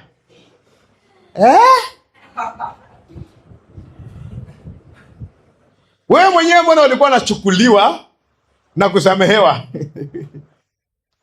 Hayo Biblia ni dozi ya kutosha juu ya maisha ya amani. Ina dozi ya kutosha. Mkichukuliana na kusameheana, mtu akiwa na sababu ya kumlaumu mwenzake. Akasemaje? Inarudi pale pale, kama maona pakukopie, kama Bwana alivyowasamehe ninyi, vivyo na ninyi. Kwa hiyo dawa ya uchungu, ghadhabu, matukano na kila namna ya ubaya ni msamaha. Msamaha maana yake ninamwangalia mwenzangu kwa jicho la Mungu, ya kwamba ikiwa Mungu amemsamehe katika mauti na ufufuo wa Yesu Kristo, na mimi nimemsamehe vile vile kama Baba alivyofanya. Amen. Ni kama Baba alivyofanya. Ndio maana anaposema hapa mambo ya hivyo mfuateni Mungu. Wakristo hawafundishi upendo kwa namna ya dunia. Hawafundishi ndoa kwa namna ya dunia. Wanafundishaje? Kwa namna ya Kristo. Kwa namna ya Kristo. Dunia ina namna yake? Ndio. Dunia ina namna yake ya kupenda. Mpende ya kupenda, asiye kupenda, achana nae. Si ndio mnavyoimbiwa hivyo duniani? Maana yake kama mtu hawezi kukurudishia upendo, achana naye. Upendo ni ukarimu unaonyesha kwa mwingine, sio kutaka kurudishiwa. Amen. Upendo ni wewe, ni moyo wako umejaa nini? Moyo wako umejaa nini? Unatoa kilichokujaza. Na uzuri moja, Warumi 5:5, tumaini alitayarishi kwa kuwa pendo la Mungu limemiminwa ndani yetu kwa huyo Roho Mtakatifu tuliopewa sisi. Kwa lugha rahisi, tuna kitu cha kumimina kwa sababu tumepewa Roho. Kuwa na Roho Mtakatifu ndani yako ni kuwa na uwezo wa kupenda, tena uwezo wa Roho wa Mungu. Kwa kama Mungu alitusamehe katika Kristo, tunaweza kusameheana, tunaweza kupendana, tunaweza kutanguliza wengine. In fact, upendo wa Mungu unafundisha kutanguliza wengine. Tuko sawa eh? Tuko sawa eh? Kwenye Wafilipi 2 mstari wa 5 anaanza kusema iweni na nia hiyo hiyo iliyokuwa ndani ya Kristo, ambaye yeye alikuwa yu namna ya Mungu, lakini hakuchukulia ile sikuwa sawa na Mungu kama kitu kushikamana nacho, bali akafanya nini? Aliacha enzi, akaja kwetu, akafa tena mauti ya msalaba kwa ajili yetu. Hiyo ni nini? Ni kutuchukulia sisi. Hiyo ni kututanguliza sisi. Hiyo ni yeye kusukumwa na mahitaji yetu. Aliyekuja kusamehewa dhambi ni nani? Sisi. Aliyekufa ni nani? Yesu. Ndio maana sema alichubuliwa kwa makosa yetu, adhabu ya amani yetu ilikuwa juu yake, na kwa kupigwa kwake sisi tumepona. Kwa upendo ni pale ambapo unajidhabihu kwa ajili ya mtu mwingine, unamtazama mwingine kama Mungu anavyomtazama, alafu na supply msamaha wako. Amen. Na supply upendo wako. Upendo hauangalii mambo yako. Kwenye Korinto wa kwanza 13 nasemaje? Upendo hauangalii mambo yake bali mambo ya wengine. Hautafuti mambo yake bali mambo ya wengine. Upendo hauhesabu makosa, hauhesabu mabaya. Ndio maana Biblia inasema upendano husitiri wingi wa dhambi. Petro ameandika kwenye waraka wa kwanza wa Petro, na pia Yakobo ameandika husitiri wingi wa dhambi. Kwa sababu ndivyo tulivyo katika Kristo. Upendo unatafuta kukava. Upendo hautafuti kuvuruga. Unatafuta amani ya mtu mwingine. Changamoto ya watu wengi ni kwamba wanajisikia vizuri, mpaka wanandoa wanajisikia vizuri mwenzake asipokuwa na amani, na analianzisha kabisa, nimemkomesha huyo. Kwa upendo unapaswa kwa sababu ya kumtanguliza mwingine. Amani ya mwingine inaanza kuwa kipaumbele chako. Imagine kama mwanamke na mwanaume wote wanataka mmoja wao apate amani, ina maana ile nyumba itakuwa na nini? Ndio maana nawaambiaga watu, hakuna ndoa yenye shida ulimwenguni. Inategemea nani wako kwenye ndoa. Ndoa ni kama hela. Hela sio mbaya, si ndio? Inategemea nani anazo. Muhuni akipata hela anatumia kiuni, si ndio? Mwenye haki akipata hela anatumia kwenye haki, si ndio? Kwa upendo, ndoa ni neutral ground. Lakini Mungu anapotuleta pamoja ni ili tusaidiane kwa karibu, tuwezeshane kwa karibu. Amen. Ili tuweze kumtumikia Mungu pamoja kwa ukaribu. Kama ulikuwa unamsaidia huyu ukiwa mbali, sasa unamsaidia akiwa karibu na wewe. Kwa sio kwamba adui ameletwa karibu na wewe, ni rafiki yako ameletwa karibu ili umsaidie zaidi kwa ukaribu. Hiyo ndo ndoa inayofanya kazi. Amen. Ili kama Mhubiri Suleiman kwenye kitabu cha Mhubiri ametumia vizuri mfano wa kamba. Ndio maana ndoa sio timu ya watu wawili wanaoshindana, timu mbili pinzani, hapana. Sio Simba na Yanga, sio huyu Simba, sio huyu Yanga. Sasa ukuta sasa unashabikia Simba, unashabikia Yanga. Ndio mnaniona siku ya mechi. Ndoa sio Simba na Yanga, sio mahasimu wawili. Ndoa ni nini? Ni timu moja. Ni kama Pacome na Duke Abuya, au sio? Si ndio Ni kama Pacome na Diara. Au Mwamnyeto? Hapana, Mwamnyeto hapana. Mfano mzuri pa Mwamnyeto hapana. Amemfunga Diara Mwamnyeto. Mwamnyeto hapa aliharibu mfano wa ndoa, haukai pale. Kwa hiyo upendo sio nini? Sio upinzani. Ndoa sio upinzani. Ndoa ni nini? Ni timu moja. Ndio maana Mhubiri alisemaje? Ni heri kwa wawili kuliko kuwa mmoja. Asa kama mmoja anaweza akamshinda, ina maana wawili watafanya nini? Watamshinda zaidi. Maana kama mlikuwa mnafanya huduma na mna matokeo mbili, mnatakiwa mpate zaidi baada ya kuwa pamoja. Amen. Amen. Kama mlikuwa na changamoto, mlikuwa mna fedha kiasi fulani, natakiwa kuwa pamoja kuongeza hizo fedha. Maendeleo yawepo kwa kuwa pamoja. Kuwa pamoja ni kwamba Mungu anaweka pamoja ili msaidiane kusukuma gurudumu la nani? La Injili mbele. Msukume nini? maisha pamoja mbele. Amen. Hilo ni jambo la msingi sana. Jambo la msingi sana. Mungu anatuleta pamoja ili tusaidiane kwa karibu. Kwa hiyo anasema kwenye huu utaratibu wa Mungu, watu wawili wakikaa pamoja, haiwezekani wote wakawa viongozi. Pastor Chris aliwahi kusema hivi, a body with two heads is a monster.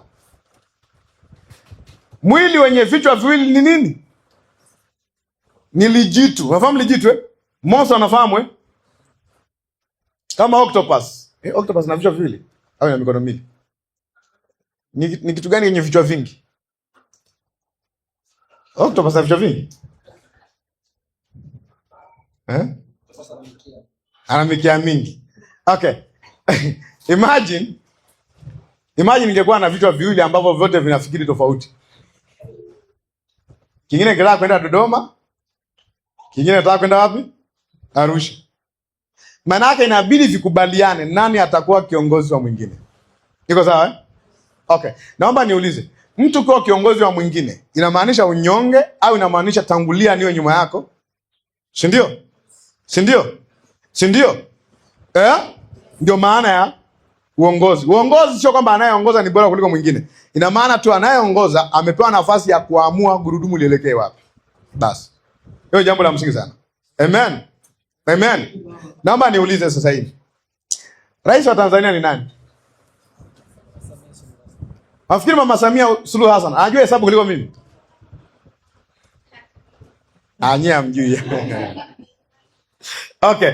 Unafikiri yeye ndiye anayejua hesabu kuliko watu wote Tanzania? Mathematical maana ya masomo. Unafikiri yeye ndiye aliwahi kuwa TO Tanzania 1. Wenyewe kuna Matanzania kuna Matanzania 1 ambayo sio marais. In fact, sijui kama kuna Tanzania 1 aliwahi kuwa rais Tanzania. Labda Nyerere alikuwa Tanzania 1 kweli. Tanzania 1 maana yake yule kipanga aliyeongoza form 4 akaongoza form 6. In fact, hata kama akaongoza na chuo, anaweza akaongozwa na ambaye form 4 alishfeli, au form 6 akapitia huko, akaruka akapitia diploma, alafu akatokea degree, akaungaunga, akapata kwa mbinde sana, akapata nini? Degree yake. Akaungaunga, akapata postgraduate, akapata masters baadaye, alafu akaja akawa rais. Atasema, we, mimi ndio kipanga. Niliongoza la kwanza mpaka PhD. Mimi ndio natakiwa kuwa rais wa Tanzania. Itakubalika? Okay.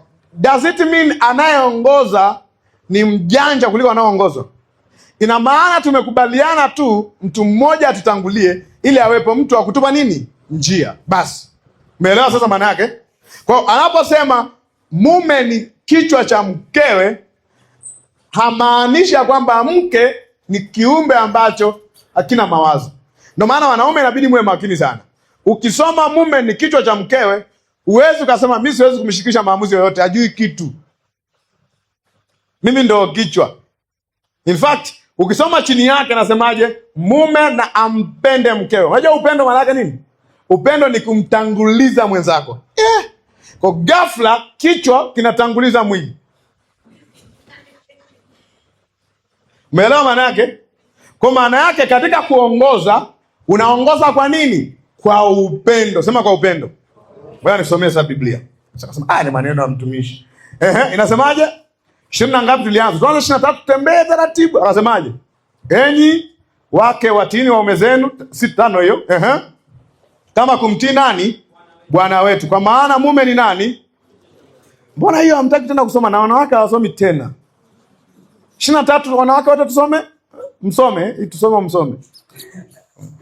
Tusome wote, wanaume na wanawake. 25 nasemaje? 5:23. Kwa maana mume ni kichwa cha mkewe. Kama nani? Kristo naye ni kichwa cha kanisa. Naye ni nani? Ni mwokozi wa mwili. Lakini kama vile kanisa limtiivyo Kristo, vivyo hivyo nao wake nao wawatii waume zao katika nini? Kila jambo. 23 nasemaje? Enyi waume, Kwa imeanza na kutii, alafu anasema nini? Kupenda. Sasa unajua wengine wanaona kutii ni kunyong'onyeshwa kuliko kupenda. Wewe umjui Yesu vizuri. Umeona Yesu alivyokupenda? Alikufa kwa ajili yako. Umeona upendo unavyogharimu? Upendo hautafuti nini? Mambo yake. Kwa upendo sio kitu chepesi Kwa ili mwanamke aweze kutii vizuri, mwanaume anatakiwa kupenda vizuri. Ili mwanaume apende vizuri, mwanamke anatakiwa atii vizuri. Wote wanamtazama nani vizuri? Kristo. Yesu alinyenyekea mpaka nini? Mauti ya msalaba. Iko sawa? Huo ni unyenyekevu, si ndio? Okay. Yesu alitupendaje? Mpaka nini? Mauti ya msalaba. Whether ni kunyenyekea au kupenda, vyote vinagharimu. Vyote ni kujidhabihu. Unajua kumtii mtu inagharimu kiburi. Inagharimu kiburi, si ndio? Kuna vitu inabidi uvikate. Kuna kasauti ndani inabidi uizime. Unajua kupenda pia inabidi kuna kitu ukikate, kujiona pia mwenyewe, kujitanguliza. Unamtanguliza mwenzako. Kwa vyovyote utakavyoweka, kutii na kupenda ni gharama. Kutii na kupenda ni gharama. Vyote. Kwa amna mtu anayejificha kwamba mwanamke anamhitaji Kristo ili atii. Si ndio? Na mwanaume anamhitaji Kristo ili afanye nini? Apende. Kwa mazingira yote upendo ndio direction. Kwa mwanamke anayependa anatii.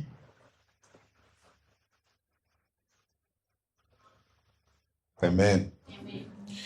Tuko sawa mpaka hapo? Kwa anasemaje? Anasemaje? Yesu alifanyaje mwenyewe? Angalia 25. Enyi waume wapendeni wake zenu kama Kristo naye alivyolipenda kanisa akafanya nini?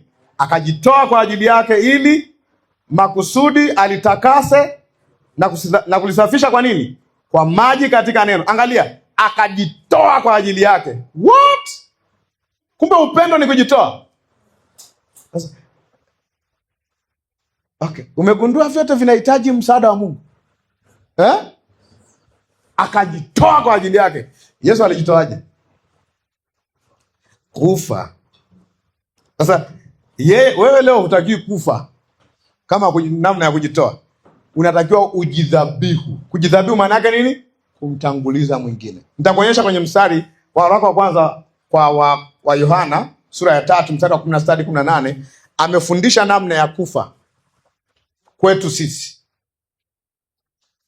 Sawa Akazungumza ya kwamba kama mtu anahitaji riziki ya dunia, tunatakiwa tufanye nini?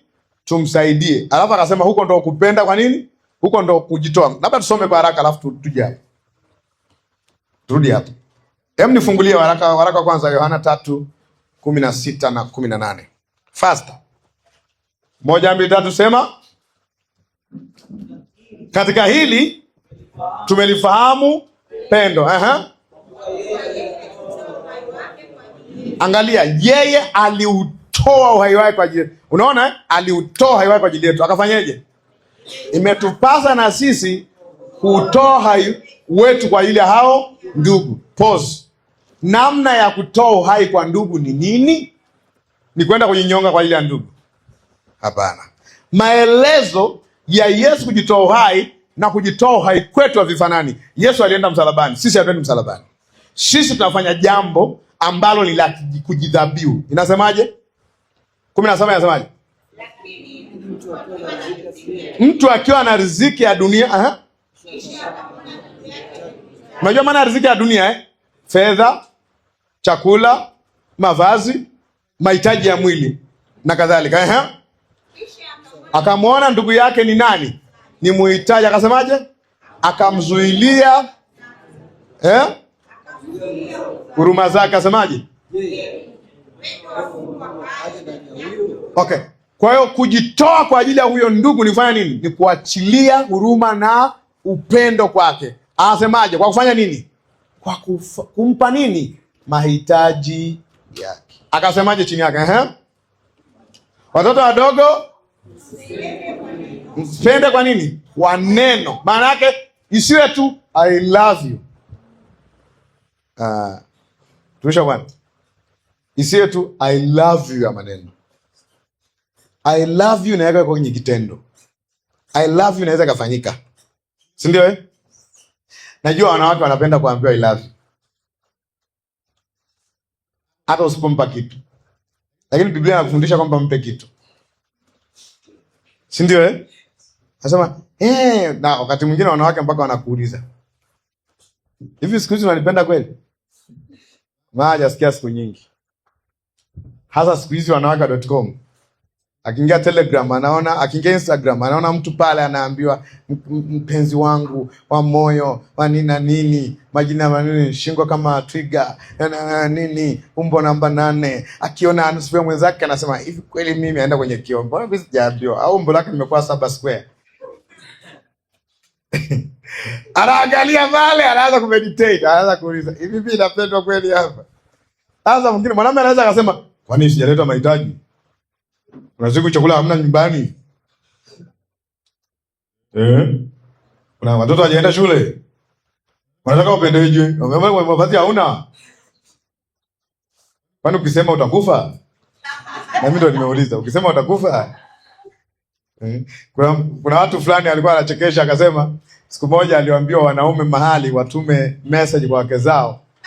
Wakaambia tafuta message nzuri ya mapenzi, yaandike tu kwenye simu yako, tafuta message ya mke wako. Wakachukua wote wakasema, tutumie, kila mtu amtumie mke wake.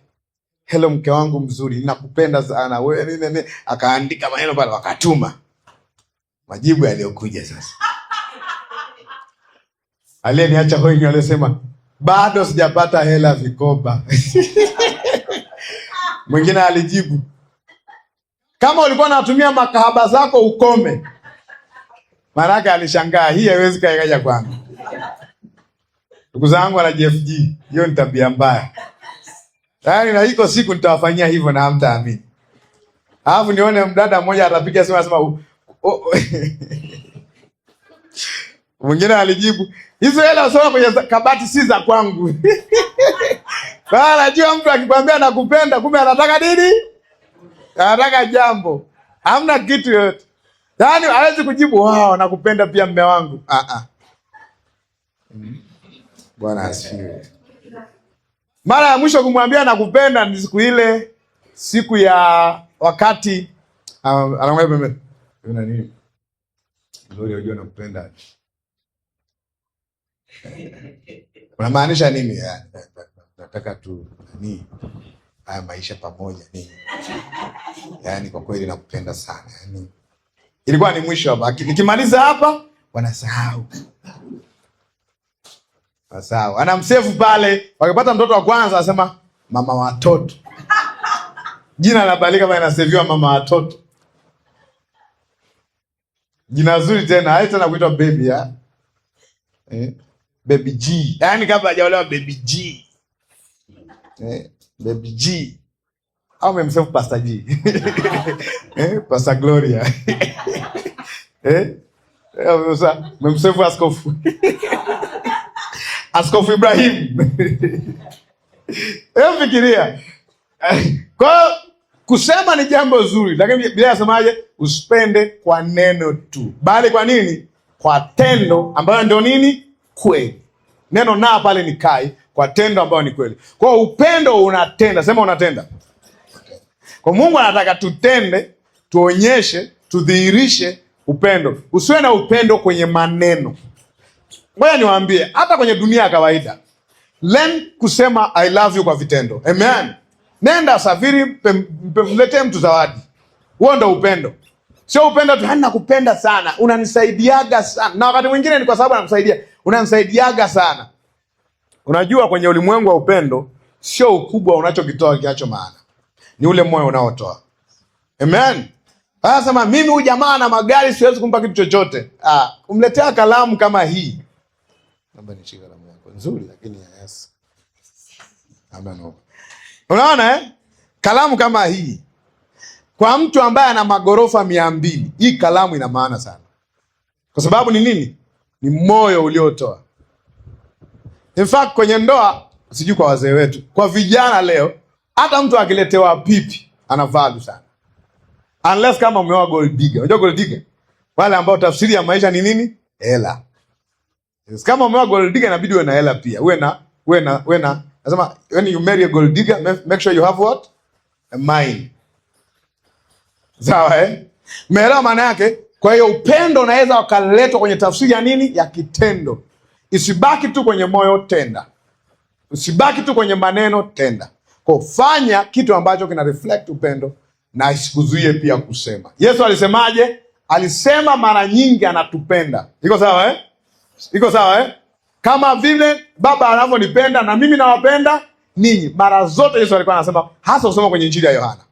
Kwa maana jinsi Mungu aliupenda ulimwengu, Mungu akatenda. Kwa hiyo Mungu hatupendi tu kwa maneno, lakini pia anatenda. Kwenye Yeremia anasemaje? Nimewapenda kwa pendo la milele. Kwa Mungu anatupenda na ana recognize kwamba anatupenda, lakini pia Mungu amefanya jambo la upendo kwa kumtoa mwanae kufa kwa ajili ya dhambi zetu. Amen. Hiyo ndio tafsiri ya upendo. Sisi tumemwamini Yesu Kristo kama sehemu ya kunyenyekea na kupokea alichokifanya kwa upendo. Kwa hiyo upendo na unyenyekevu ni mapacha. Kingine kinakuja, kingine kifanya nini? Kinapokea. Ni kama bolt na nati. Haiwi upendo pasipo na unyenyekevu wa kupokea huo upendo, na huu unyenyekevu pasipo na utoaji wa upendo. Kwa maana rahisi, Kristo anatufundisha katika mazingira yote, kila mtu asiwe anayejiangalia yeye mwenyewe, bali kila mtu aangalie mambo ya wengine. Amen. Kwa ndugu zetu, leo tunawaambia kwa kuwakumbusha mambo haya ambayo najua amekuwa mkifundishwa mara nyingi. Usiangalie mambo yako. Mara zote fikiria hisia za mwenzako, fikiria mahitaji ya mwenzako. Umesikia Ibrahim? Muwaze yeye na yeye akuwaze wewe. Na ninyi ni waamini, Kristo ndivyo alivyofanya. Amen. Na hamtateseka kupenda kwa sababu mna roho wa Mungu ndani yenu. Na mnakiri kila wakati ya kwamba mimi ni hekalu la Mungu. Maana yake kama kuna hekalu la Mungu mahali, maana yake mimi ni mahali ambapo inahudumia binadamu wengine. Mtu wa kwanza kumhudumia kwenye maisha yako sasa ni mke wako. Mtu wa kwanza kumhudumia kwenye maisha yako nani? Mume wako. Sawa? Sawa.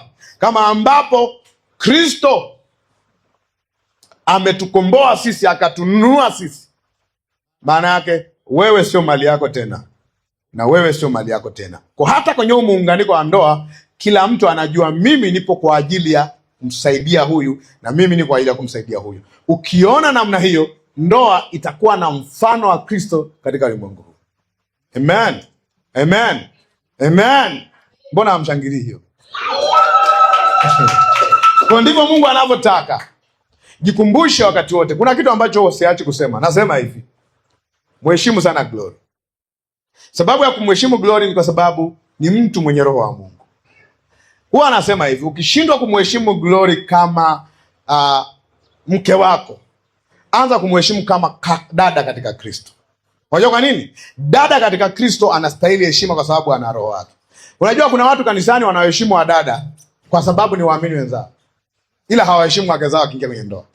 Natakiwa endelee kumheshimu huyu kama ulivyokuwa na mheshimu kama dada katika Kristo, ambao ulikuwa ukiona anatembea vizuri hajapendeza, unawaza kwa nini anatembea hivyo? Anaumwa, unaambia Sister Glory, hapa hujamuona, unaambia mbona unatembea hivyo? Una matatizo ya mguu.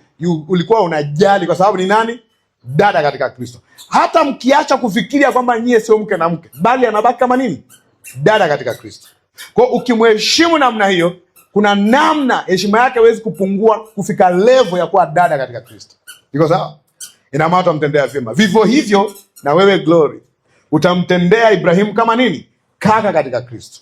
Hauwezi ukashuka kutoka kwenye kuwa mke, kuwa mume, kuwa mume wako, ukashuka chini kabisa mpaka akaacha kuwa kaka katika Kristo. Ghafla ukamwona kama nini? Sanamu. Ukaacha kumwona kama nini? Ni hekalu la Mungu. Ukaacha kuona kama ni mahali ambapo roho wa Mungu anakaa. Ikifika mahali hapo umeanguka vibaya. Na wewe ukifika mahali hapo umeanguka vibaya. Kwa Mungu anataka nini? Tuheshimiane. Kwanza unajua huu mstari tunaosoma kwamba enyi wake watiini waume zenu. Ni 20 ngapi nasema hivyo? 22. Unajua 21 inasemaje? Unajua 21 inasemaje? Kwa sababu wengi hawasomaki 21. Inasemaje 21? Kwenye Efeso 5:21. Sababu hapo ndio anapogawa majukumu. Kuna kiwango cha unyenyekevu tunakuwa nao kwa kuwa dada na kaka katika Kristo kabla ya kuwa mume na mke. Kabla hajaanza kusema enyi wake, enyi waume, amesemaje 21? Meimba kwaya Mtakatifu Makongoroso. Mmesemaje? Hali mnanyenyekeana. Watu wawili au mmoja? Wote. Hali mnanyenyekeana katika kicho cha Kristo. Neno kicho Kiingereza pale ni fear, heshima, ile awesomeness. Umewahi kuona jambo na lishangaa kwa ubora wake? Mwamini ni mtu aliye bora, ni mtu ambaye Roho wa Mungu anakaa ndani yake, ni hekalu la Mungu. Kuna kicho unapeleka hekaluni, na ndo maana hata kanisa la kawaida tu ukikanyagwa ibadani unyanyuki na kupiga ngumi. Unaonyesha nini? Kicho. Unaambia samahani, umenikanyaga, na yeye aseme nimekukusudia. No. Katika ibada kuna nini? Kicho, si ndio? Unaonyesha reverence, unaonyesha heshima. Ni kama walipokuwa wanaingia hekalu na kusema Mungu yuko hapa, tujiangalie tunavyoenenda, tuwe makini. Kwa ghafla namna unavyoenenda mbele yake sio kama watu wa dunia wasio na nini? Na hekima. Unaenenda katika nini? Kicho. Sema kicho. Yaani maana yake mahusiano yetu ni ibada. Mahusiano yetu ni ibada. Tunaenenda katika nini? Kicho. Kama ambapo anasema mume asikose kumstahi mkewe na mume asikose kumstahi mumewe. Kumstahi maana yake ni kumheshimu. Kwa hiyo tuheshimiane. Mwambie wenzako tuheshimiane. Na sisi tunaagiza hapa, heshimianeni. Amen. Heshimianeni. Na ndugu zangu tulioko hapa, whether uko kwenye ndoa au kwenye ndoa, jifunze kuheshimu mahusiano. Hata kama ni kaka na dada katika Kristo, tuheshimu. Jifunze kuenenda kwa heshima kabla hujaoa. Amen. Na kabla hujaolewa. Tumeelewa ndugu zangu Ili heshima usijifunzie kwenye ndoa. Ujifunze kuheshimu wenzako nje kabla mjaa kwenye ndoa. Ili ikifika kwenye ndoa muwe mmeshazoea kuheshimu utu wa mtu, kuheshimu nafasi alionayo katika ufalme wa Mungu, kuheshimu mtu ambaye ni nini? Hekalu la Mungu. Wangapi wameelewa mpaka? Mbona wamekasirika? Hamtaki kuheshimiana? Au na ibada hii tena hamuheshimu? Au na mhubiri pia hamuheshimu? Na watania, nyewe ni watu wazuri sana. Amen. Kwa heshima ni kitu cha msingi sana, kwa sababu tunaonyesha kwamba tuna kicho cha Mungu, tuna fear of the Lord. Tunamcha Mungu. Kwa kupeleka mahusiano vibaya ni kuonyesha kwamba haumheshimu Mungu. Mwambie jirani yako mheshimu Mungu. Tuza mahusiano yako. Sasa naomba niwaambie kwa ajili yetu sote, hata mahusiano ya aina yoyote, hata kama ni kaka yako, dada yako, brother yako mkubwa, dada yako mdogo wako ambaye ni wa familia moja, mheshimu. Kujenga mahusiano kwa heshima. Kinachoua mahusiano mengi ni kukosekana kwa heshima. Heshima ndo inampa nafasi ya kutomtukana mwenzako. Mtu naye mheshimu na mtukana? Hapana. Unajitunza, unatunza namna unavyoenenda mbele yake. Kwa Mungu anatufundisha heshima kama ambavyo Kristo ametufundisha. In fact, Kristo ametuheshimisha sana wakati hatukustahili heshima. Tulipokuwa wabovu akaja kufa kwa ajili ya watu wabovu. Ndio maana leo tuna heshima katika yeye. Tuna heshima kwa sababu ametuheshimisha. Amen. Mungu ametuonyesha thamani yetu ni kubwa. Akamtoa mwanae pekee. Hakutoa dhabihu ya ng'ombe. Ilipofika sehemu ya kutukomboa sisi, akatupa heshima. Mungu akachukua mwili. Tunaposema Immanueli, Mungu pamoja nasi, tunamaanisha nini? Mungu ametuheshimu kiasi kwamba hakutaka kondoo achinjwe tupokee ondoleo la dhambi. Akaja mwanae. Ametoa kilicho bora. Unachokiheshimu unafanya nini? Unatoa kilicho bora. Si ndio Halo? Kile unachoweka nguvu zako sana, pesa zako sana, moyo wako sana ni kile unachokiheshimu. Kwa kama utamheshimu yeye, utaongeza thamani juu ya maisha yake.